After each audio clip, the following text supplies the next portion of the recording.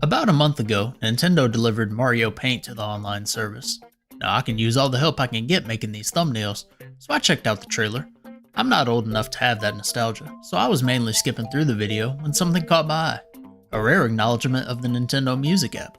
You see, 9 months ago, trying to maintain a Nintendo game playlist on YouTube seemed like a full-time job, with Nintendo constantly delisting tracks.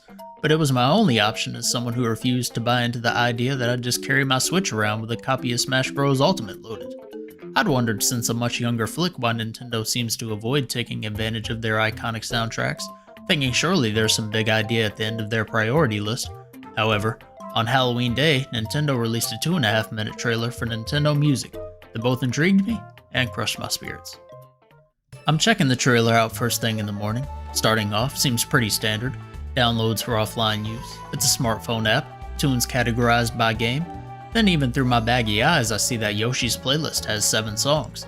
I might not have played all the games, but I've played enough to know he's got more than 7. I dismissed the character playlists, not like I'll end up using the Nintendo curated playlists much anyways. I see spoiler prevention, track extension, okay, they're doing a little something different. Then I see it. The same dreaded screen I see when I know my new Mario Sports title is toast. What do you mean more content is coming in the future? I visit the App Store first thing to give it a download, and the first playlist that catches my eye is Rediscover Classics. A little Mario Kart 8 on there, a little Mario Galaxy, some Animal Crossing New Horizons. Wait, how old am I?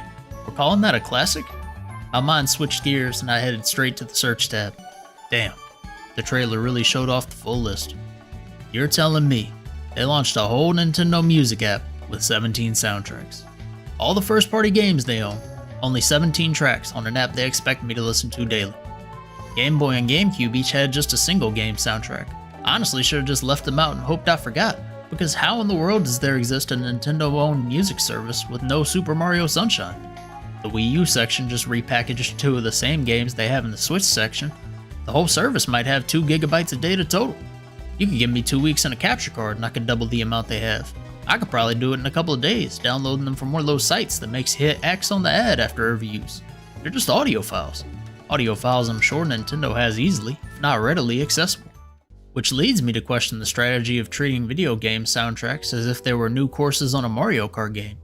During this past generation, Nintendo has formed a tendency to drip release literally everything with the hopes that it keeps people engaged in the ecosystem.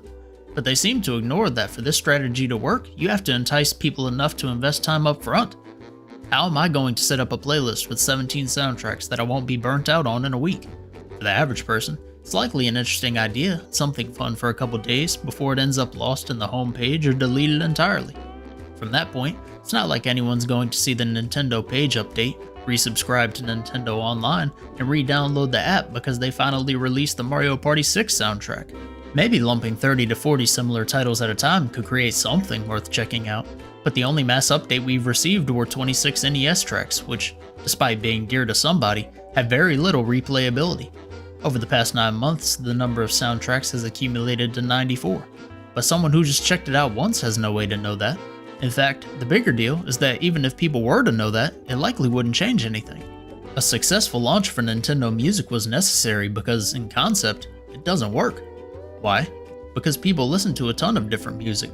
I know J. Cole's not making it to the service anytime soon, and even with video game soundtracks, there are other third-party titles I enjoy. Shuffling songs between multiple applications just doesn't make sense, so it leaves the decision to choose between Nintendo and literally everything else. For the majority of the population, that's an easy decision, yet they're the ones who should be stumbling across this music. You see, Nintendo Music is not easily accessible. That's not speaking of the objectively goofy decision for the app to only be playable via smart device. Video game music can be a great gateway to a new franchise. However, the likelihood that I'm listening to an app dedicated to Nintendo Music and I'm not already invested in the Nintendo ecosystem is slim.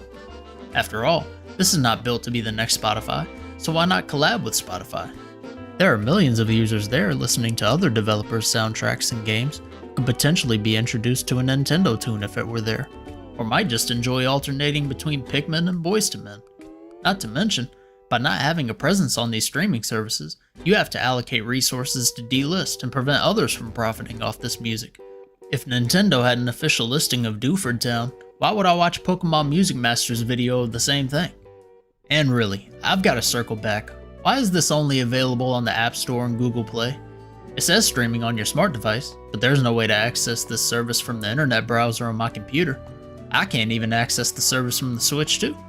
I typically try not to speak in absolutes, but I have no hesitancy to say there is no good reason why such a simple perk of Nintendo Online shouldn't be available on Nintendo's primary console.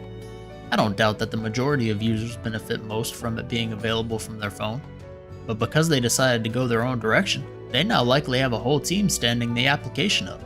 The landscape format's causing them that many problems? Not to say there wouldn't have been any benefits if this app were poised to work. In a broad sense, they could use this platform control to push more music related to upcoming games or movies, but also having access to the streaming data at the Nintendo account level could help identify titles users might be interested in. After all, Nintendo has no way of knowing what titles you played prior to the inception of the Nintendo account in 2016, so this could be a way to help fill out your player profile. However, the limited lineup of songs doesn't exactly leave much to be deciphered, nor do the users represent the market as a whole since it's restricted to Nintendo Online members. I fiddle with it on occasion, but this perk to being a Nintendo Online subscriber feels like the most burdensome path they could have chose. This is not an app to drive users to the online ecosystem. Nintendo effectively tried to paywall music that should be acclaimed. Whether they did this to increase their bottom line or maintain control, Nintendo Music missed the big picture. I apologize for being so negative. To show I'm sorry, I won't even ask that you like the video. I won't stop you if you want to though. I would suggest checking out one of these other videos if you got time, or if these videos are week too old for you, you could always subscribe to see next week's. Either way, you have a good one.